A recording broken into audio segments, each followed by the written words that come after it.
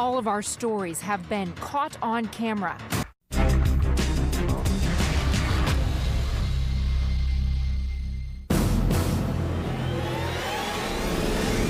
What makes someone a hero? I saw the gun. I never grabbed a gun before, but I knew that I better be the one who had it. Is it timing, luck, guts? The man had already had her fairly bloody. For Sharon Gillespie, Patrick Dennis Coughlin, and Licia Rector, it was all of that, and perhaps a bit more. Linden, Texas. Mother's Day, May 11th, 2003. Assistant Chief of Police Sharon Gillespie makes a routine traffic stop at a convenience store parking lot. It's all caught on the dashboard camera in her police car. She's a very good officer, and she's a real smart person, and a real caring type person. After being stopped, the driver immediately exits the vehicle and surprisingly begins walking away. Gillespie calls him back, asking for some identification. And when Sherry stopped him, she didn't know for sure who he was. And she asked him for his ID, and he said, well, I don't have any ID. But he told her his last name. He tells her his last name is Gray. Gillespie realizes he fits the description of Andrew Lee Gray, a man wanted by police for assaulting his girlfriend with a knife. She asks Gray to put his hands on the trunk of the car. He placed his hands on the car, and she took her handcuffs out, so he spun around to fight her. She grabbed him by the shirt, and she told him, said, you don't want to do this, you're just going to get yourself in worse trouble. Gillespie grabs Gray by the shirt, but Gray decides to make what could be a life or death move. He tears off Gillespie's vest microphone and goes for her gun. And he just reached and grabbed the gun. Of course, as soon as he did that, she tried to grab hold of him, and they started tussling. The gun is a .40 caliber Glock, and Gillespie knows if Gray gains control of it, he could shoot her. But Gray's having trouble. He seems to be trying to find the safety on the gun, hoping to release it, while Gillespie desperately holds on for dear life. He's got the pistol in his hand, and he's trying to put it in her face because she's got a vest on. And she's got a hold of the barrel. Well, the only reason the gun couldn't go off is because when she had a hold of the barrel, she was pushing back, trying to get it out of her face. But when you push back on that Glock, it won't fire until it's locked in place. But the minute it locks in place, with him pulling on the trigger, it would have went off. But now Gray has the advantage. Gillespie is off balance, bloodied. The gun is pointing directly at her face. I could feel God moving my hands and feet. I've told people this before, and some of them think I'm crazy, but it was too perfect.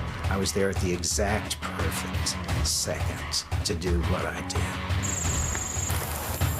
Patrick Dennis Coughlin, a musician, a former monk, and the right man in the right place at the right time. When I pulled into the parking lot, I could see that the officer had pulled over a man and was checking his ID. I didn't think anything about it. When I got to the front door, just as I was going in, I saw that he was slapping at her and grabbing for her gun. That's when Coughlin makes a decision that could have deadly consequences.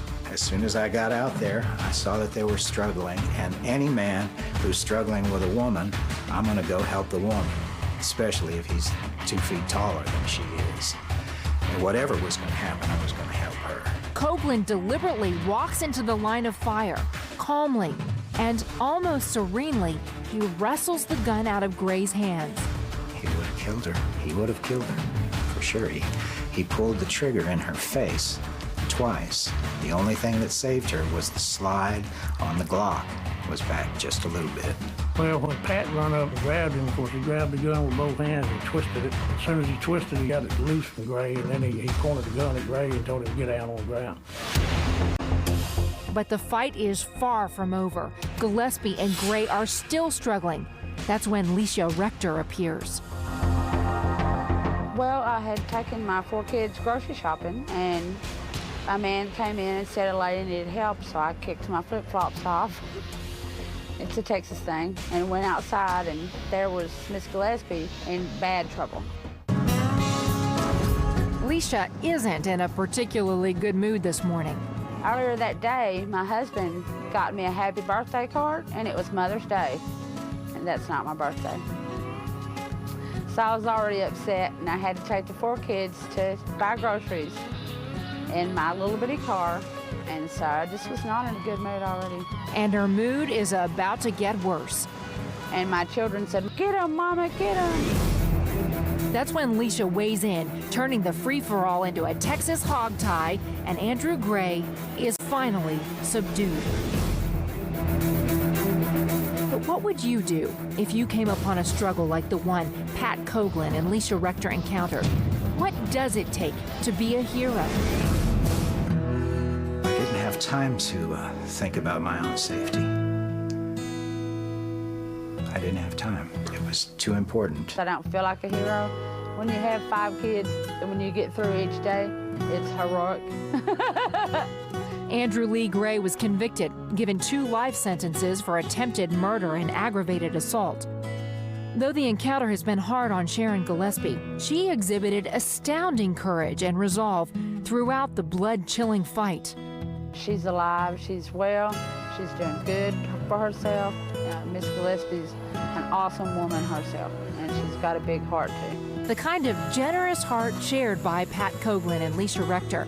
But for Licia, getting involved just might have been all in a day's work.